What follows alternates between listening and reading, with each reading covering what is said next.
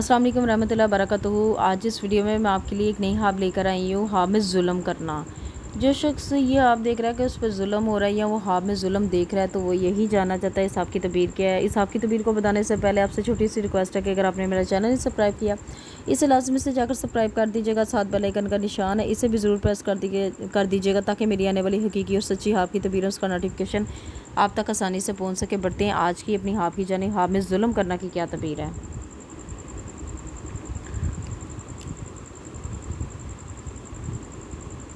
हज़रत इब्न सरीन रहमतुल्लाह अलैहि ने फरमाया कि अगर देख रहा है कि इस पर जुल्म हुआ है, यानी कि अगर इस पर कोई हाब में जुल्म कर रहा है, तो दलील है इसका मतलब ये है कि ज़ालिम पर फतह पाएगा, यानी कि जो ज़ालिम है उस पर फतह पाएगा। और अगर देखें कि इसने किसी पर जुल्म किया है, यानी कि अगर आप ये हाब में देख रहे हैं कि इसने किसी पर जुल्म किया है, दलील है इसका मतलब ये है कि वो शख्स इस पर फतह पाएगा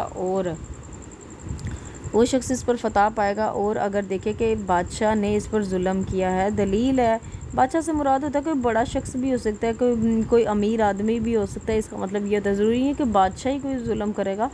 तो अगर बादशाह देखे ने इस पर जुल्म किया है, दलील है कि बादशाह इसका मोहताज होगा। और अगर देखे कि इसने बादशाह पर जुल्म किया है, यानी कि बादशाह ने इस पर अगर जुल्म किया है तो बादशाह इसका मोहताज होगा। या फिर अगर देखे इसने बादशाह पर जुल्म किया, या आपने देखा कि आपने बादशाह पर खुद जुल्म किया है, तो दलील है इसका मतलब ये है कि बादशाह से नुकसान पाएगा। हज़रत इस्माइल अशत रहमतुल्लाह अलैहि ने फरमाया कि अगर सरदार देखे कि किसी आजिज़ पर जुल्म किया है, दलील है कि वो आजिज़ इस पर नफरीन करेगा, यानी कि नफ़रत करेगा। अगर देखें कि इसने ग़ुलाम पर जुल्म किया है, तो दलील है कि आका से इसको मुसीबत और रंज व बला पहुँचेगी।